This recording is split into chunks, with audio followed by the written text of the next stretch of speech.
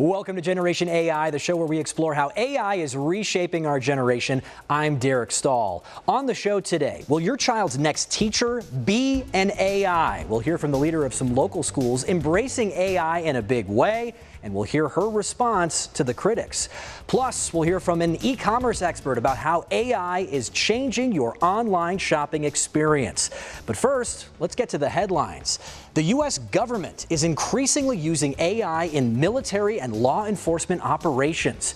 According to the Wall Street Journal, the military used Anthropic's model Claude in the mission to capture Venezuelan President Nicolas Maduro. This is the first reported use of AI in a classified military operation, although it's still not clear exactly what role Claude played. According to Reuters, the Pentagon has been pushing top AI companies like OpenAI and Anthropic to make their AI tools available on classified networks without many of the standard restrictions that would apply to the public. Customs and Border Protection just signed a contract to use an AI facial recognition tool that compares faces to a library of billions of images scraped from the internet. Wired reports the contract is with Clearview AI. In recent weeks, ICE agents in Minneapolis and Chicago have told protesters they were being recorded and identified with facial recognition technology. White House border czar Tom Homan says the agency is trying to create a database of people who were arrested for interference, impeding, or assault. Waymos are fully driverless around Arizona, but behind the scenes, the company confirms it needs more human help. Waymo is turning to gig workers to solve a vexing problem. What happens when passengers exit a vehicle and then leave the car door open? Current Waymos cannot close their own doors, and the vehicle can't drive off with a door open. So Waymo is now offering gig workers in some markets up to $24 per door they close. The company just launched a new pilot program in Atlanta to get more gig workers into door closing, and they're teaming up with who else? DoorDash. State lawmakers here in Arizona are moving forward with several AI-related bills this session, despite threats from the White House urging states not to adopt a patchwork of regulations. One bill moving through the Arizona House tries to address teens developing romantic relationships with AI chatbots. About 20% of high school students say they or someone they know have had a romantic relationship with a chatbot. That's according to a survey last year from the Center for Democracy and Technology. There have been several lawsuits against AI companies about this, including one against OpenAI that claims ChatGPT offered to help write a suicide note for a 16-year-old boy and advised him not to tell his family about his thoughts of self-harm. Well, now a bill from Republican Representative Tony Rivero of Peoria would require chatbot companies to take reasonable measures to prevent their AI systems from supplying sexual content to minors or engaging in simulations of emotional dependence with them. It would also require AI companies to provide minors with resources to get help if they start talking about self-harm. A representative for Google, the maker of Gemini, came out in support of this bill. We think these are common sense, and we've already incorporated them into the design of our product for ones that are aimed at under 18 users. But we think it's important that we establish a industry-wide kind of floor for safety protocols and design features for under 18 users here. AI companies that violate the rules would face fines up to $500,000. The bill passed through committee and is now heading to the House floor. Another bill would require Arizona public schools and charter schools to have AI lessons in their curriculum. This bill would require K-12 schools to teach kids about ethical, moral, and educational uses of AI starting in the 2027 school year. The bill's sponsor, Republican Representative Nick Cupper of Surprise, said, quote, "If we're not giving some level of AI instruction to our students, we're going to be failing our students and not preparing them for the real world." That bill is also heading to the full House floor.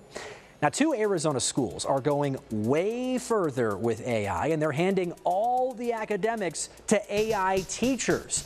They'll join us in studio when Generation AI returns.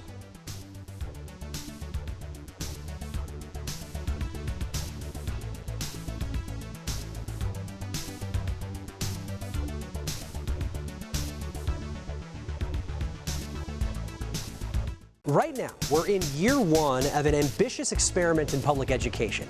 Since August, 2 Arizona schools have been teaching kids with AI teachers. It's all virtual. There's no classroom. All the academics are taught by AI. They are sister schools with the same founders, and they claim their system is so efficient, students learn more in less time. In fact, they devote just 2 hours a day to academics. Unbound Academy is the first tuition-free AI charter school in the state. Novatio School is an AI-powered private school offering bilingual education.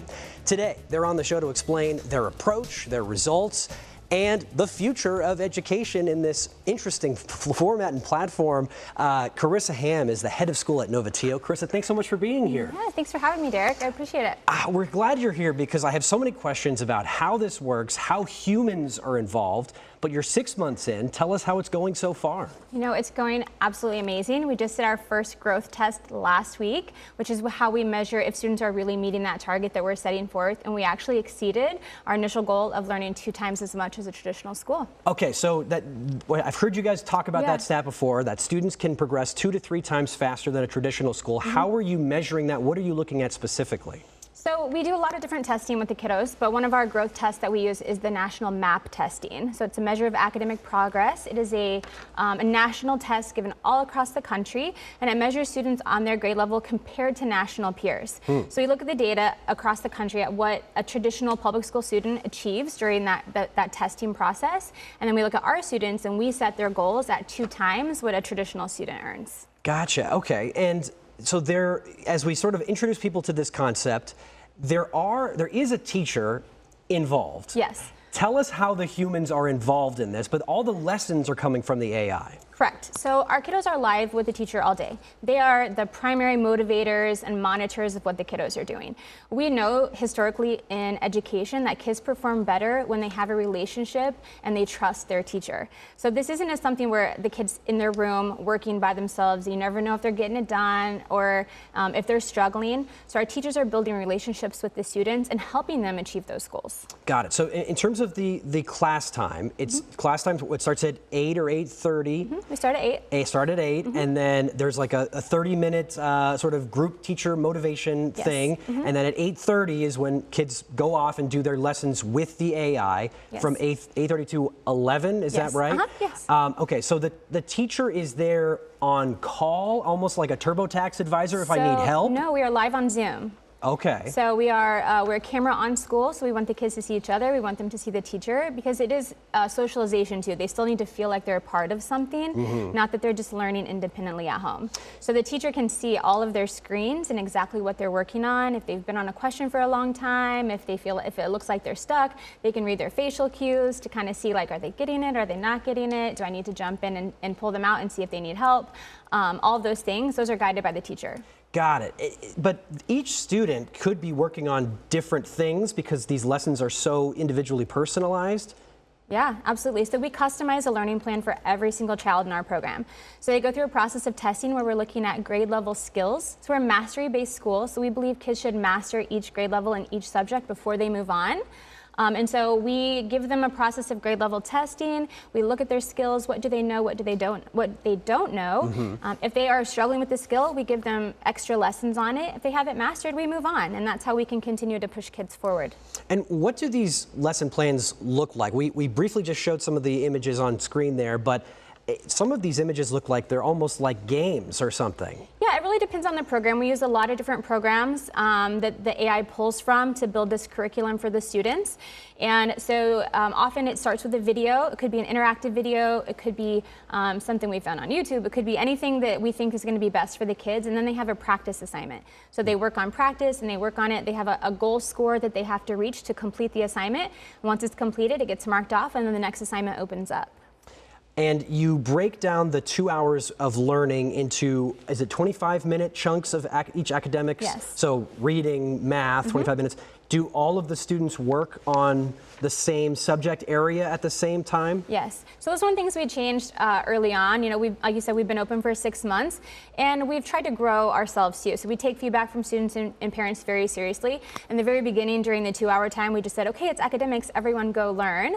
And we realized that kids do need a little bit more structure. So that's when we came up with the 25-minute, 5-minute break kind of idea. So we do 25 minutes of math, they take a 5-minute break. 25 minutes of reading, they take a 5-minute break. Allows them to kind of reset between subjects, and then that's how our whole academic model is built. And so there, again, we've mentioned off the top, but there are 2 schools, Novatio and Unbound. Yes. How many enrolled students do you have at this point? Yeah, we have about 180 students at Unbound and about 70 students in Novatio. Interesting. And give us a sense of the different brands and why you guys decided to make these schools different. I think for the public school, obviously we know Arizona struggles a bit in the public school front, and so we wanted to have an option that was easily accessible to all families if they wanted to stay in that public school realm. And we know in the public system there are other things that come about as requirements like state testing, things like that that the kids are required to do. Novatio, however, is a private school, so we accept ESA funds. So for families, even though we're private, it's still a free education for their child because we have our tuition set to be payable by the full ESA. But we do some other things like not do state testing because we're private. Got it. Okay. And also it has a bilingual option for we do have foreign language in our clubs. Okay. Yeah. And underscore why you guys think it's important to have the academics condensed into 2 hours. Yeah, I think, traditionally, like public school, the way that we've done school for the last 100 years hasn't changed. And we know it's not working. Kids have changed, society has changed, expectations have changed. And so the founders of 2-Hour Learning, which is the platform that we utilize in our school, realized also that if you give kids targeted instruction, they can learn more. If you think about a school day and all the times the kids are waiting for everyone to get their paper out, or waiting for everyone to line up at the door, or waiting for everyone to get quiet while the teacher's trying to teach something, or waiting while she's helping this student and everyone else is just on pause. Like if you take away all of those minutes of time where they're not actually learning, it probably is still only 2 hours, but we can fit it into that time in a very targeted way. There are folks who are skeptical of the concept, and so we're going to hear from some of them today. Yeah. And the first person I want to hear from is the State Superintendent of Public Instruction, Tom Horn, who wonders about this 2-hour teaching concept. It's definitely inadequate. I mean, if they have a method where kids learn more quickly, they should take them that much further with at least 4 hours a day of instruction, not 2 hours a day. So the state superintendent is saying if you can get great results in 2 hours, why not get double the results in 4 hours of academics? What do you say to that? Yeah, I mean, I think it's a great theory, like it's a great idea, but we're not just teaching academics, we're teaching life skills too. And so our afternoons are spent teaching kids really cool things like how to write and publish a book and how to launch their business and how to manage finances and how to play chess and really things that are teaching them about how to collaborate with each other and how to public speak and how to give and receive feedback. And those are things that can't be done in a traditional classroom, nor can they be done during AI-driven academics. So there has to be time in that day to kind of create that well-rounded student, because those are the people who are going to be our future. Right. It's not like the school day just ends after the 2 hours Correct. Of AI learning. There are these, personal skills, personal projects, all these other things that the students get to work on that I'm sure the students are really passionate about, and it's really meaningful for them. Yes, absolutely. And the kids have to enjoy coming to school every day. If the kids don't enjoy coming to school every day, then they're not going to be invested in the program, and then you're not going to see the results that we're seeing. But our kids truly love coming to school every day. It's one of the promises we make every family. Help me understand, though, the role of the teacher just a little bit better. I mean, you talked about how the teacher is a motivator, they're designed to kind of monitor the students, make sure they're on task, make sure they're excited about what they're learning. Is the teacher a credentialed teacher, or is that not necessary if they're not actually doing the teaching? Yeah, I mean, for our public school, yes, all the teachers are Arizona certified teachers. And that's just a requirement of the state. Although, at Novatio, about half of our staff are certified and half are not. But you don't have to be a certified educator to be a great motivator for kids. And again, like you said, because they're not the person standing in front of the kids teaching the math concepts or teaching the language concepts, they don't necessarily have to be a certified educator. Interesting. There are other folks who have expressed concerns or criticisms. I want to play another one here. This is Beth Lewis of Save Our Schools Arizona, and her point is not necessarily just her concern about the AI teaching the students, but also just more broadly about students learning in a virtual format. I think we really know how kids learn best, and it's never going to be through a computer. I think it's just one more example of gimmicks and grifts rather than like real education that we should be providing our students. It might work for a few people. There's nothing wrong with trying, but what are we doing for most of the kids in our state? So she's saying, you know, we know how kids learn best. They don't learn best from a computer. What are you seeing? What are you learning in that front? Yeah, I think my challenge to that is that obviously we don't know what kids like need the best. Otherwise, we wouldn't be ranked as low as we are in the country for education. Sure. And honestly, a public school system is a one-size-fits-all. Everyone is given the same topic on the same day, and they're all expected to learn it the same. So I think saying that like we know how kids learn is not appropriate because everyone learns differently as adults and as kids. And it's really important for families to make their own decisions about what they feel like is best for their students. But with us, you know, I think a lot of it she's probably alluding to could be the socialization piece. But again, that's why we're live. They're live with other students. They meet up outside of school. They do their own little Zooms in the evenings to play games with each other. We have social events for them quarterly. So we do really value, and we understand socialization is important for kids. It's part of child development, and we do our best to be able to provide that even though we're online. Yeah, and charter schools and private schools are kind of by definition intended to be alternative options for families who want to go that route. So, you know, you said you have a couple hundred students enrolled between the two schools now. Where do you see this project going in the future? Yeah, I mean, really, there's no limit. So we don't have a classroom size limit. We don't have to worry about having an overcrowded classroom or too many kids in our schools. Technically, there is a limit set by the state, though. Correct, yeah, correct, for correct, the charter school. For the charter school, there's a limit. It builds each year, so it doubles each year. So we'll hit that number this year, which is a great sign. Hopefully, we hit it again in the future. But for the public school, yes, there's a limit. For Novatio, there's not a limit. But if we have more kids, we hire more people. And it's just really that simple. We don't have to stress out a teacher because you're adding more and more kids to their environment, or you know, not have enough room in the lunchroom for all the students because your school's, you know, has too many kids. What do you say to the teachers union representative or the teacher out there who's watching this interview and thinking this is just a way to replace teachers eventually? I've been a teacher. I was a teacher for 10 years. I taught high school science. And I can tell you that teachers are overworked. They're stressed. They are not valued historically. And I think teachers also, if given the opportunity, see value in what we're doing. That's why we have teachers that come and work for us.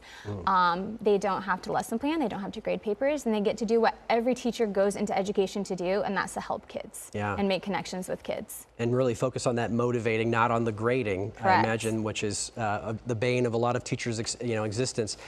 So Novatio as a private school is not going to get some sort of a letter grade from the state. Operates differently. But Unbound, the charter school, I think in November will get its first letter grade potentially from the state. It might, yes, after the first year. What are you expecting when that first letter grade comes out? I mean, truly, with the growth that we're showing, we are over 2x growth in both schools right now, just after our first test or halfway through the year. I don't see why it wouldn't be an A, honestly. All the things that we're doing, we're providing all the services the kids need plus in a way that works for every kiddo. Well, it's a fascinating experiment. Thank you so much, Carissa Ham, for coming on the show of Novatio. You can find out more information at their website, Novatio School Unbound Academy. Thanks for being here. Thank you. All right, still much more to come here on Generation AI. Coming up, how AI is changing online shopping. From ads to digital experiences, we're talking with a guy who revamped the NFL's online presence about e-commerce in the era of AI.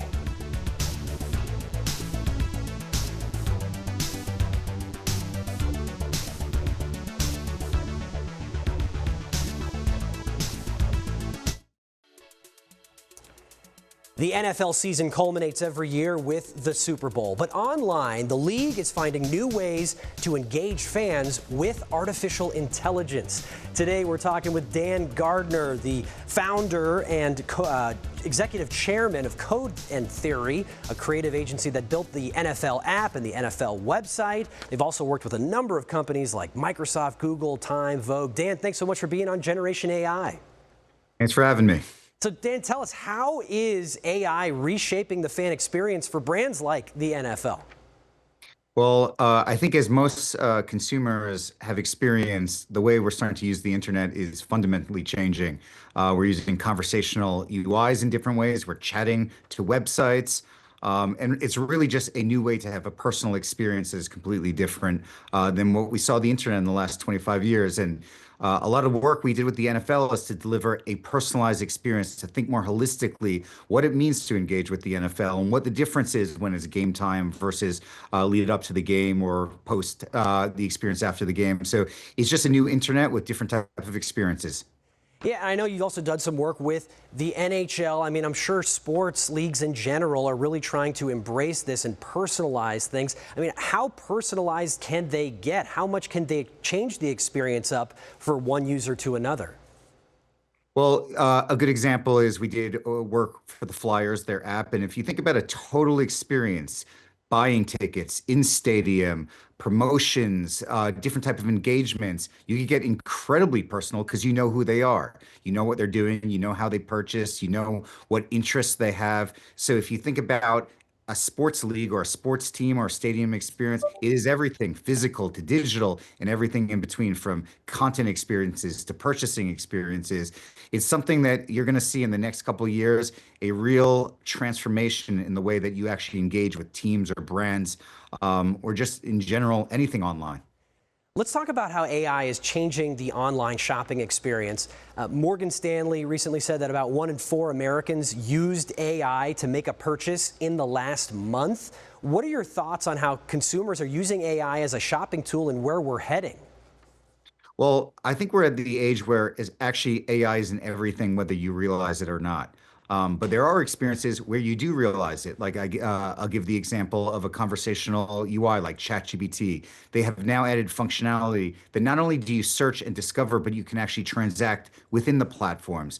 At the same time, OpenAI recently announced that they're going to be integrating ads soon in their free version, and a lot of users are worried that these ads might influence the answers or the recommendations. From a brand trust standpoint, how real is that risk?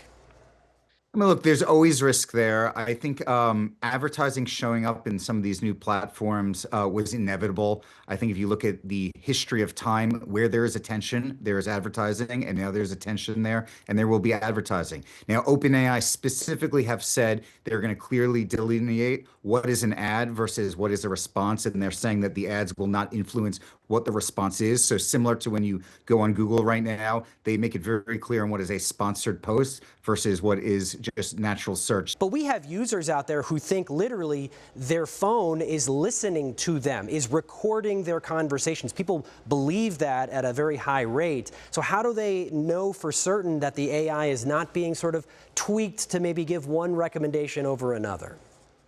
I mean, look, the reality is they won't know, and that is going to be a danger.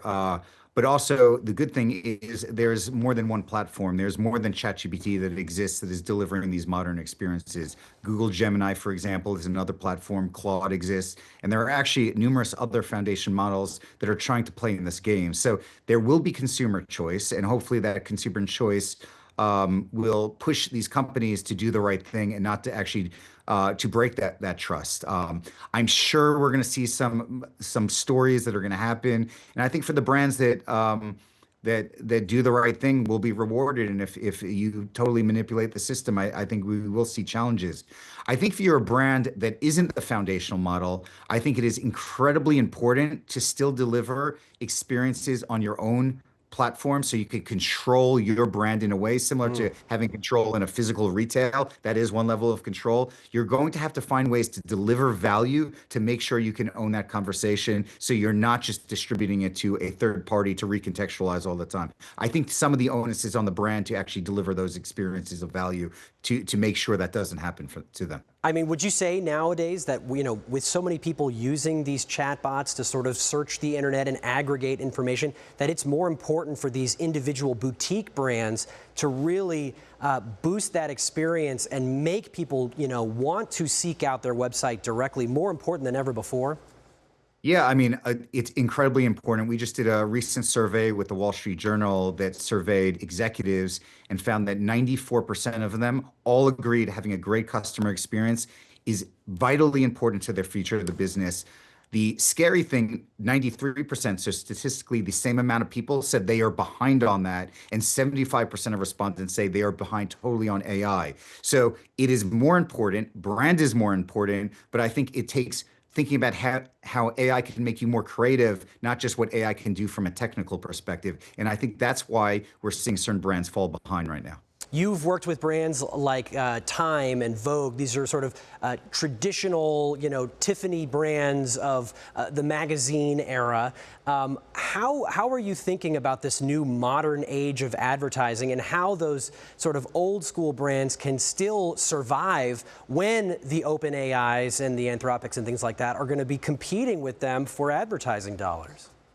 Well, look, the media and publishing industry has gotten slapped in the face several times over through the last 2.5 decades of digital transformation and had to try to reinvent itself multiple times over. Now, the good thing is the power of the brand will be more important. And when everything gets washed down into its lowest common denominator, I think people and customers will actually want some resonance with something that has meaning. And I think whether you're Time, whether you're Vogue, whether you're any other media or publisher brand, you stand for something. That brand means something. The same reason why I buy an expensive handbag versus the free tote bag, because the brand has resonance. And I think media and publishing companies can get back to really what the essence of where they started. What is their meaning and how does their brand resonate with an audience, and how can you deliver that value?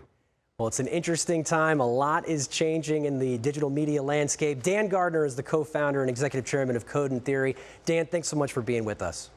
Thanks for having me. Well, it's been a pleasure. Thank you for joining us here. We'll have another episode of Generation AI next week.